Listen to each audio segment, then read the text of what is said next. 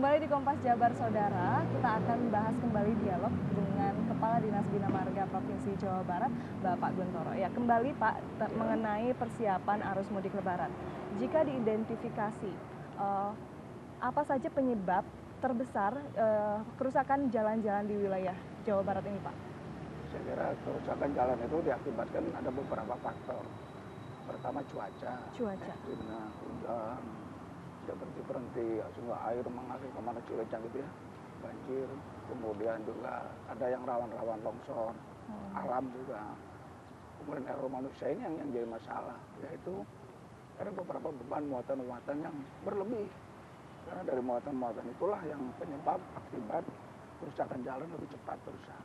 Itu persoalan yang dihadapi tentu dalam tanda kutip ya, kondisi yang sekarang gitu. Karena memang ini sudah barangkali di mana-mana kita tidak pungkiri bahwa muatan overload atau muatan yang berlebih dan kendaraan yang besar-besar itu beberapa sumbu yang luar biasa, lebih dari 40 ton ya, muatannya itu luar biasa. Baik, tadi disebutkan bahwa cuaca dan juga beberapa faktor lainnya penyebab kerusakan di jalan.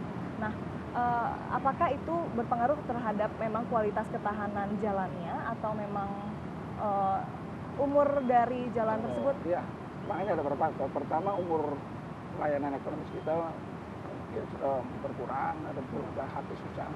Kemudian yang kedua tadi, karena muatan berlebih, walaupun umur layanan kita masih memenuhi, tapi karena muatannya melebihi tonase MSN di motor berat melewati dari yang diizinkan, ini yang jadi kerusakan lebih cepat. Ya, baik, tadi juga disebutkan beberapa wilayah memang rawan longsor. Bisa disebutkan Pak beberapa wilayah tersebut di mana saja yang rawan longsor? Nah, rawan longsor itu kan katakanlah di daerah selatan. Bandung ke Pangalengan, kemudian di jalur-jalur yang rawan-rawan seperti di Cagak, Purwakarta, kemudian ada lagi di daerah Cilengsi, Salajampe, kemudian ada di Inang Barang, Pasir Hayam gitu ya, Inang Barang Pasir Hayam, kemudian di daerah Cadas Pangeran, ada longsor, kemudian di Rancakalong yang ekstrim-ekstrim jalur, kemudian juga di jalur antara Sadang Subang pun saya kira ada beberapa titik walaupun kecil-kecil ya, tapi saya kira itu memang kecil sekali. Tapi yang ekstrimnya itu ada di daerah-daerah itu, Cagak, Wanayasa, kemudian Sindang Barang Sumedang, Siksak Tanjung Siang Sumedang. Baik, pastinya juga disiagakan terus ya Pak ya, karena kan memang takutnya dalam arus mudik ini masih ada cuaca buruk dan lain-lain. Bagaimana pantauan Dinas Bina Marga jalur mudik mana saja yang rawan terjadinya longsor tadi sudah dijelaskan ya Pak ya, dan bagaimana penerangan jalan umum Pak? Nah, kalau PCU itu kan penerangan jalan umum itu kan ranahnya Dishub. Itu pun juga sudah koordinasikan dengan Dishub. Bahkan saya sudah memberikan masukan surat untuk ada beberapa titik yang harus PCU ini tidak terkendala gara-gara memang tidak komunikasi. Alhamdulillah antara Dishub, kepolisian, Bina Marga ini bersatu.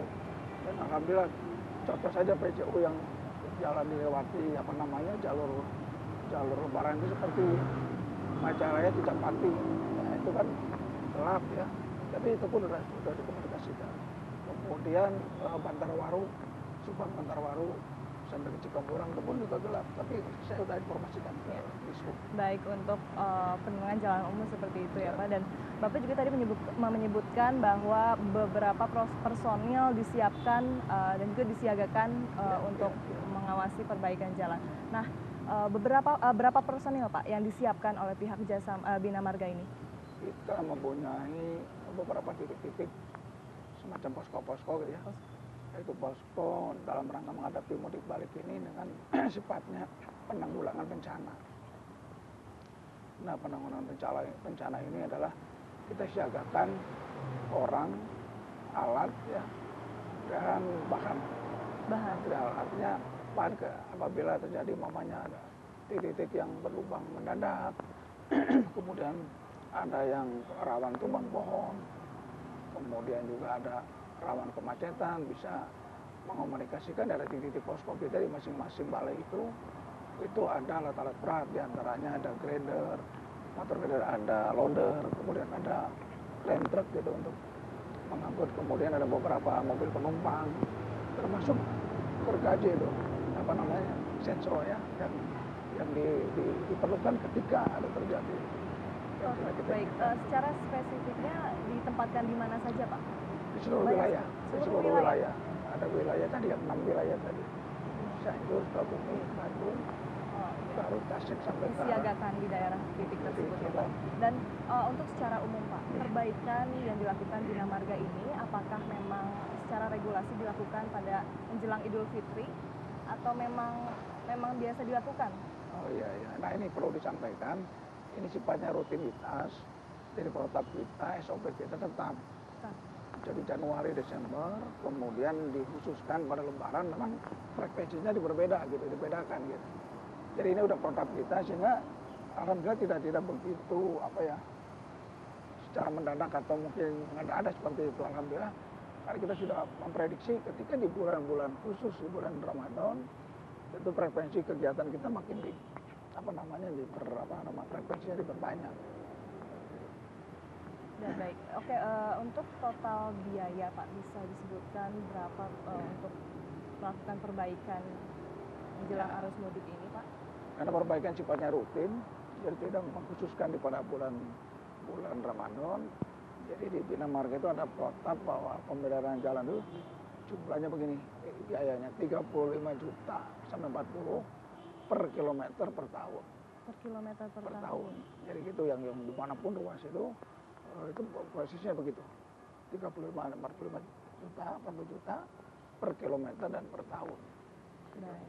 Jadi itu memang sudah rutin ya. Sudah rutin ya. Include di situ di dalam itu. Baik, untuk ke depan adakah rencana yang dipersiapkan agar pelaksanaan mudik bisa jauh lebih baik lagi Pak?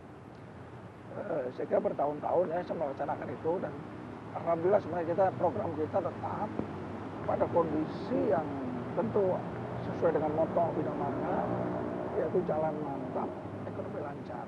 Jadi ketika jalan mantap, ekonomi lancar ini sudah menjadi sebuah sebuah acuan di dalam SOP kerja kita.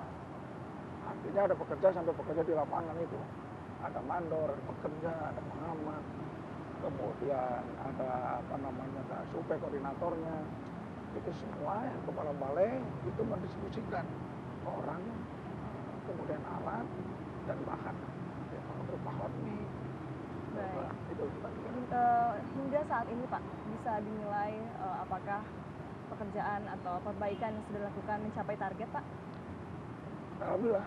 Sudah. Ya, tadi gayung bersambut tadi. Karena kita memang mengharuskan bahwa ini adalah sebuah kegiatan rutin. Tidak, saya mengatakan kalau sambil buka bersama-sama ya, kita buka bersama itu dari beberapa balai kita kumpulkan mereka, diberikan semacam pengarahan singkat sambil buka bersama ketika kita melihat ke lapangan, ya itu protapnya itu. Yang penting tentu ini semangat kita tetap bahwa ini adalah satu tanggung jawab kita. Apalagi ini pesta umat muslim ya, secara mudiknya bahkan khususnya ekstrimnya di Pulau Jawa. Ya mau tidak mau kita tentu dengan sekelas-kelasnya ya kita melaksanakan itu karena sudah kewajiban kita sebagai tentu pengelola jalan dan tupoksinya memang sudah jelas. Nah, insya Allah. Memang berbagai upaya sudah dilakukan ya Pak ya. Ya. Adakah himbauan dan juga saran kepada masyarakat dalam melaksanakan mudik 2017 ini Pak? Ya, marilah kita bersama-sama menjaga tentu kedisiplinan kita, menikmati jalan-jalan, terutama jalan-jalan nasional, jalan provinsi yang digunakan jalur mudik. Berhati-hatilah di dalam tentu berlebaran, menikmati tentu tadi keindahan daerah, keindahan wisatawan yang ada, wisata yang ada di Jawa Barat. Mudah-mudahan selamat sampai tujuan, balik-balik. Ya, terima kasih Bapak ya. Demikian saudara dialog kami pada pagi hari ini bersama Bapak Guntoro selaku Kepala Dinas Bina Marga Provinsi Jawa Barat. Terima kasih sekali Bapak atas waktunya. Semoga berbagai upaya yang sudah dilakukan mencapai kelancaran dan juga keamanan dan kenyamanan ya Pak ya. Dan saudara, kami masih memiliki informasi lebih menarik lagi, tetaplah di Kompas Jabar. Terima kasih ya Bapak ya.